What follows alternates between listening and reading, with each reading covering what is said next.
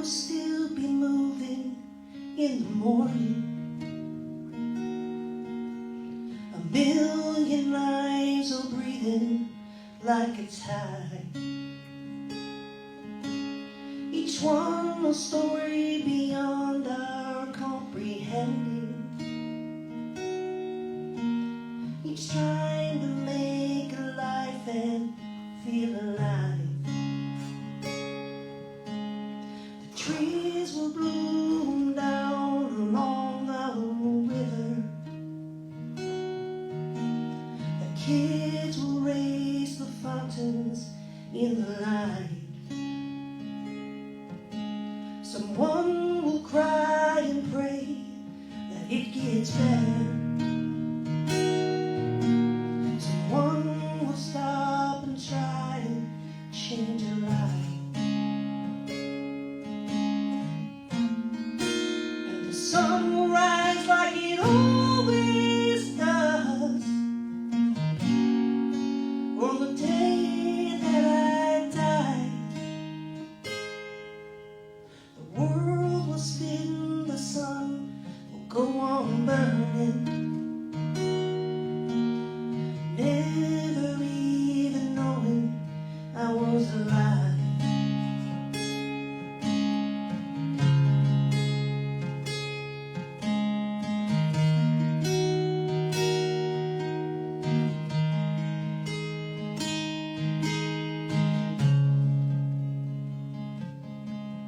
There's a treasure we all know, but we can't have it.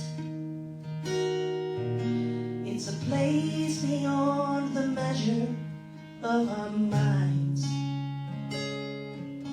It is where we go when we forget we're living. It is where we go when we forget we die. And all the tools we use to feel important, they are as useless as a sailboat in the sky. Where old bones and heartaches are forgotten.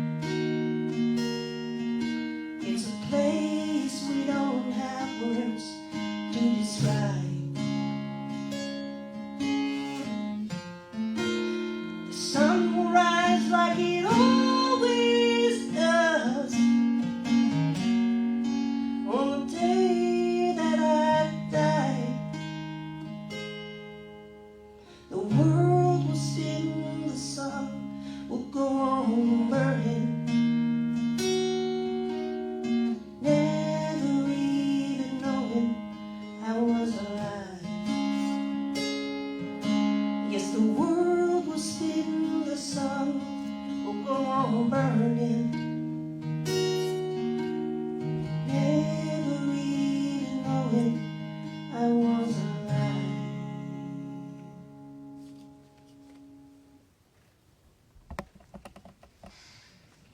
Thank you, Jesse.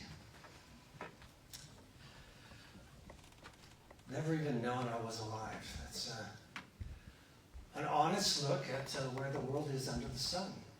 You know, under the sun is the teacher's way of talking about just natural life, of how things are.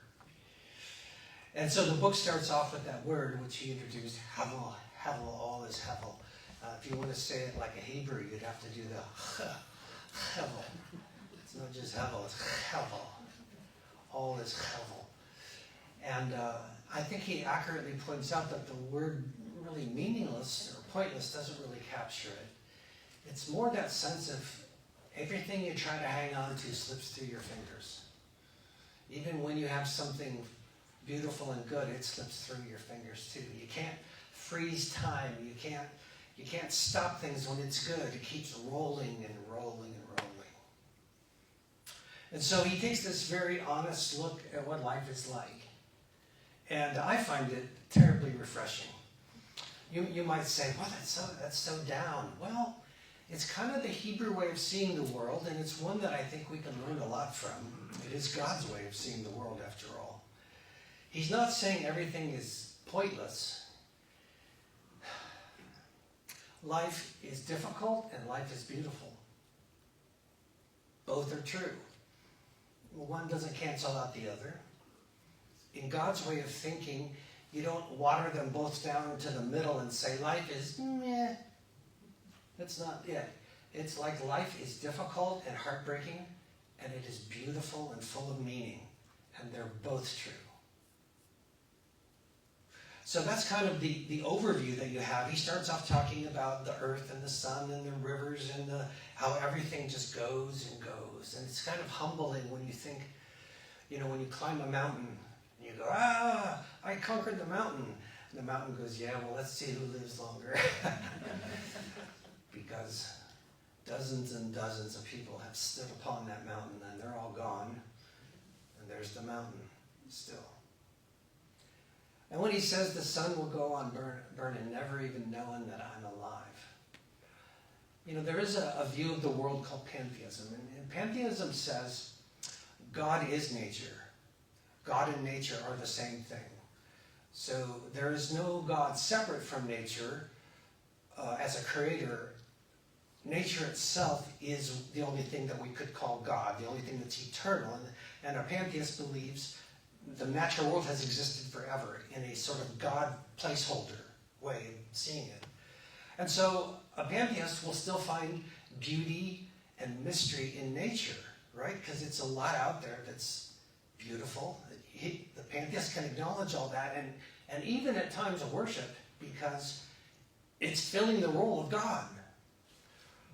But the thing that the song points to and the thing that the scripture points to is that the mountain doesn't care. The sun doesn't care. There's no personality. The universe is a brutal place. Remember last winter? It's brutal. Can you imagine our ancestors trying to live in log cabins and get through that winter? They would think, if that's God, God is trying to kill me. And it's me trying to survive against God. Okay, because it's a hard place to be. And we've gotten a little bit softer in our natural gas, electricity. We've been insulated from a lot of the harshness of the natural world. There's an effort right now that NASA has to colonize the moon and have a permanent colony on the moon. Do you know what the temperature extremes on the moon are? After 14 days of sun, it's about 280 degrees on the surface of the moon. I mean, when it's 102 and you say it's like an oven out there? It's not like an oven out there. 280 degrees. You're walking around, not walking, you're in a space that can literally bake chocolate chip cookies around you. It's 280 degrees. And then you know what the cold is? After 14 days of no sun, it's about 250 degrees minus 250 degrees. The universe is not hospitable. We have this little, what's called the Goldilocks zone, where our Earth is perfectly placed. Any closer to the sun, we'd burn up. Any further from the sun, we'd freeze. And we have this atmosphere which holds in the heat. And we have enough oxygen, and we have enough water. It's like the odds of all these things coming together. We're in a very, very rare speck of space, infinitesimally rare. And here we are. Here we are. And the universe goes on and on and on. It's predictable. It's so predictable that NASA can figure out exactly where that spaceship needs to be in the sky at that time to meet up with the other thing that's also in the sky at the same time. And they're both moving at 27,000 miles an hour. I mean, how does that work? It works because it's regular. But it's not a person. And the sadness that I think that a pantheist must have to feel is like, yeah, it's beautiful. There's nobody there. There's nobody there. All that has been, verse 9, is that which will be, and all that has been done will be done, has already been done. There's nothing actually literally new under the sun. There's new technologies, but that's the crucial issues of meaning and the purpose of meaning have never changed. It's already existed before us. And then he goes about to kind of summarize what God has given us. In verse 12, I, the preacher, have been king over Israel and Jerusalem, and I set my mind to seek and explore by wisdom concerning all that has been done under heaven. And this is just kind of first summary statement. It is a grievous task which God has given to the Son of Man to be afflicted with. I have seen all the works which have been done under the sun, and behold, it's all hevel and trying to catch the wind. It's all impossible. Trying to, what do they say, nail jello to a wall. Trying to capture, grab smoke. It gets away from you. And you can't predict it or rely on what's going to happen in the world. It just happens. So I think this is very refreshingly honest. After the reading on Wednesday, we were standing out in the hallway chatting about it, and Karen said something really, I think, important that has always helped me kind of understand how these work. She said, I have to hear the truth of how things really are before I'm ready to talk about the hope and the change. It's like if you don't have a glimpse of how things are, then the hope and the change, I mean, it's just overlooking things, it's burying things. But when you bring it all out and then you say, even in this, there's divinity. Even in this, there's purpose. That, I think, is the beauty of it. Think of it this way. Let's say you have a new CEO that comes to take over your company. And he calls a company meeting, and he says, we're going to just start from the beginning. I want to hear everything that's going on here. I want to hear your complaints. I want to hear your problems. Let's just clear the air and get it all out. But nobody wants to say anything, because in the previous era, if you complained, they would say you're not a team player. So you're not going to bring that up now. It's like, who's going to go first? So it's all quiet, you know. And he says, no, really, I want to know. I want to know what is frustrating for you, what is hard for you. And you're like, I'm not falling for this. It's a trap. I'll say something and then I'll regret it later. But some brave soul says, our inventory is a mess. It's good to know. Okay, he says, what else? Somebody says, HR is completely out of touch with what we're facing. Tell me more. And so after about 15 minutes of people saying what is really going on, instead of feeling more depressed, you're like, this guy really wants to know. And so people are joining in and they're saying, we've tried this and this didn't work, and this we had a whole new initiative last year. It wasn't thought through very well and it bombed, and everyone's starting to chime in and they're saying, and this has never worked right, and you know, this, our purchasing, I mean, we're guessing when we purchase, that's why our inventory is messed up. And so people are like all of a sudden going on, and he's listening and asking more questions. And all of a sudden you start to feel something surprising. It's like, maybe things could be different. And so instead of being depressing, all the problems that come up actually start to make you think, what might it be? And this new guy seems to think this is important to hear. And you, for the first time in many years, start to think, maybe I like to work here. Maybe I could work here for a longer time. Why? Because you looked away from all the things that were wrong? No, because they were brought out in the open and safe to talk about. Solomon brings things out in the open and says, look, we know how it is. This is how it is. It's not meant to be depressing. It's meant to be in touch with exactly the kind of disappointments and pain that we feel in life. So that you know that God knows that's how it is. So that you know that God knows how it is. It's hard. It's hard. Life is difficult and beautiful. It's difficult and beautiful at the same time. Now you might say, okay, what about pessimism and optimism? This sounds kind of pessimistic. I don't think it is. A pessimist is when you look for problems and seek them out and almost take a weird sense of comfort in things being wrong. You know, a pessimist is like seeking it to see it as wrong as it can possibly be. I don't think this is pessimistic. Well, maybe it's optimistic, you know, because it does talk a lot about enjoying life. Is it optimistic? I don't think so, because an optimist tends to not want to look at anything difficult. Today is Mother's Day, and I remember my mom fondly in most ways. She was an optimist. She always wanted to look at the bright side of things. And when I would skin my knee, she would say, well, I've seen worse than that. That'll be healing amazingly in just a week. You'll see it. You won't even feel it anymore. Oh, okay. Thanks, Mom. Or somebody would say something, you know, unkind, and I would tell Mom, and she'd say, well, you're a lot smarter than that person. So, you know, just think about it in the long run. Who's going to be sorry?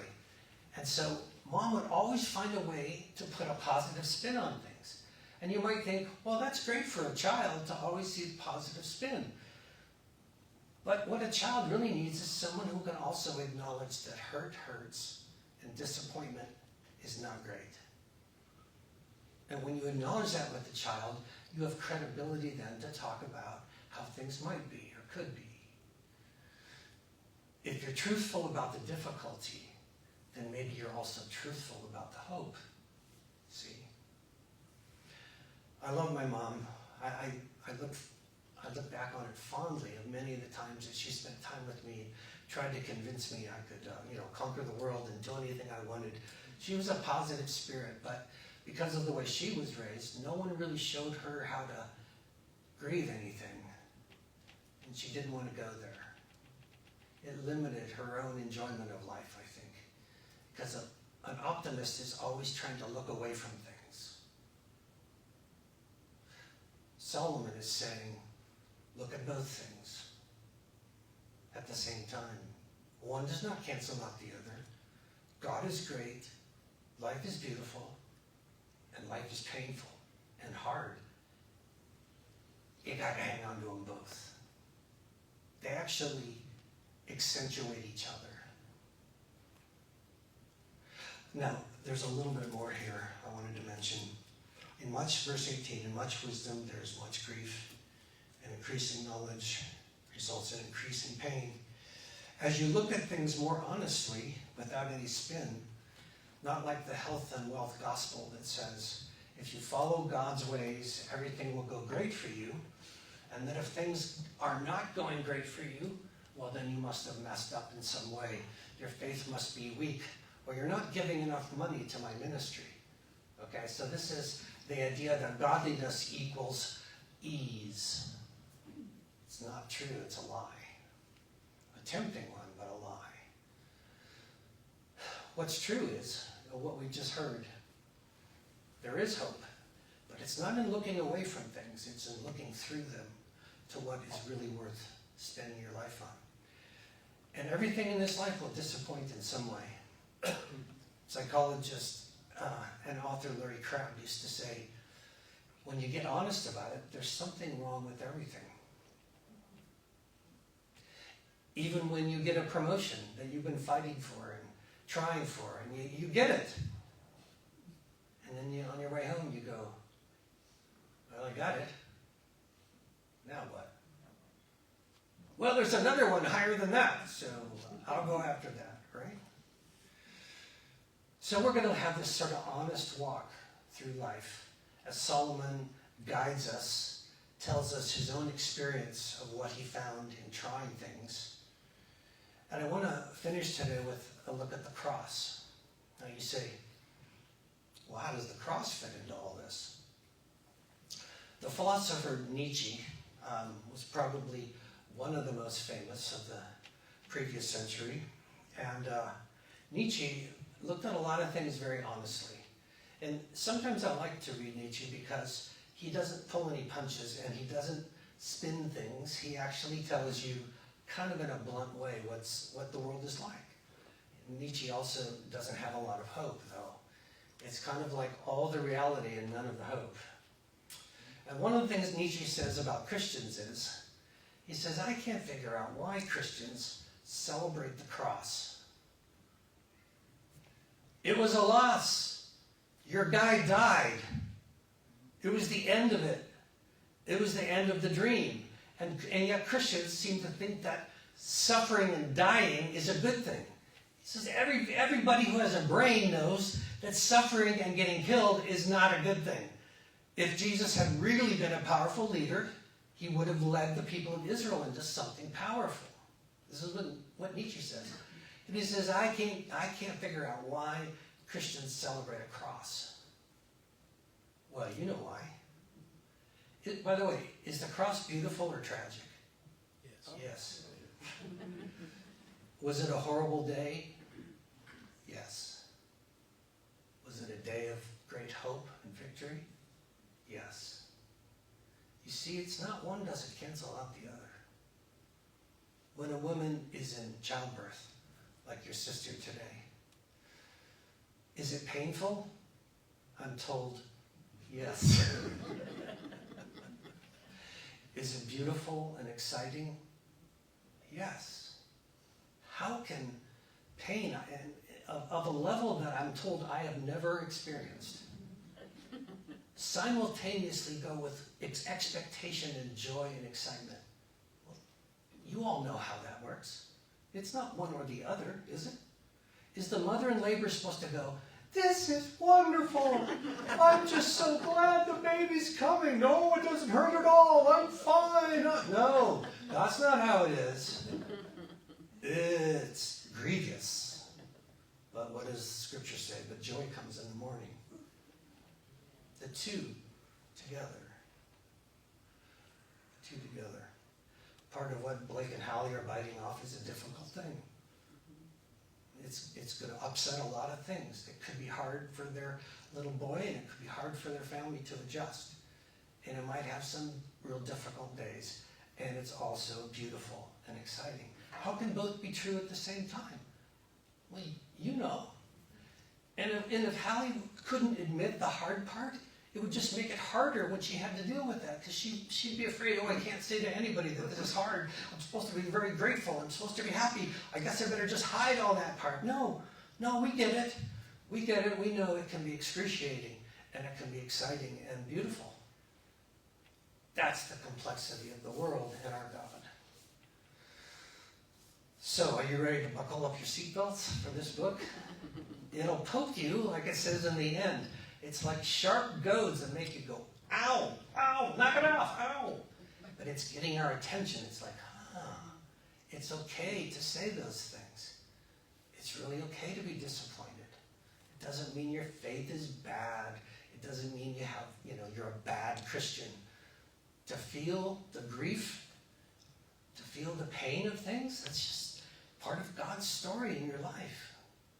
Like, remember in the story of the kings, we had those bad seasons where the king messed everything up and things got really bad, and then a good king would come along and there'd be joy, joy, joy. And we said, well, that period of like great decline was sowing seeds for something that was going to happen later that made it joyful. So we come to the symbol of great loss and great triumph simultaneously. Come if you're ready to celebrate that. You don't have to be a member, follower of Christ. Just come to the table with gratitude.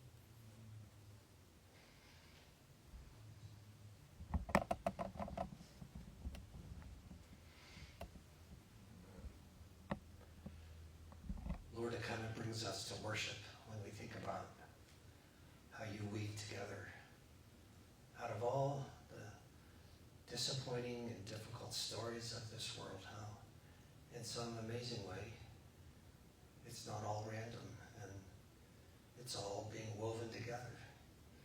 Only a God could do that. And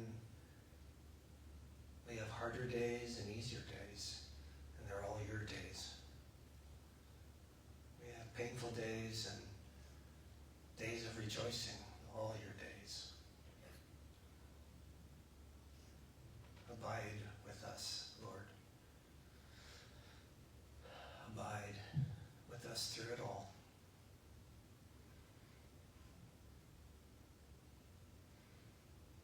Your death,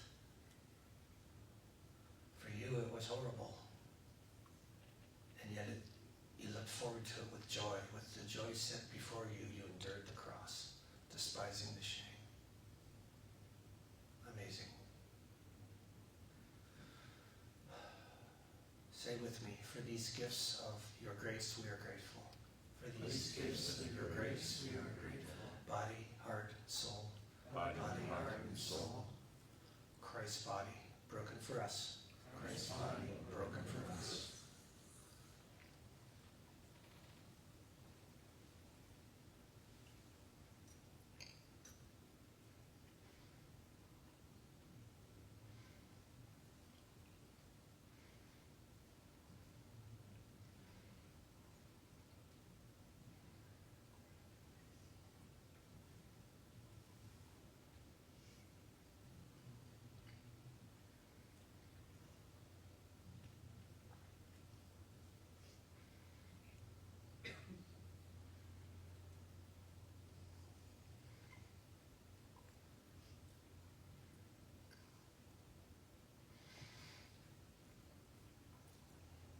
Say with me, Christ's blood shed for us. Christ's blood shed for us.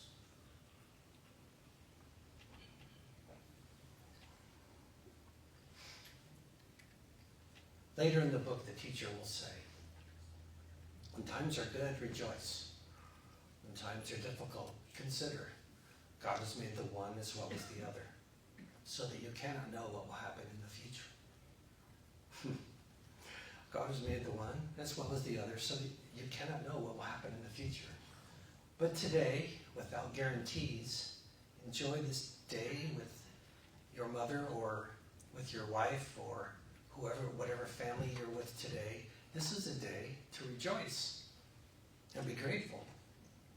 Even as I tell the story of my mom, I can both be grateful for what she brought to my life, and I can also look at it realistically. Both are true. So, with that, go in peace, and we'll see you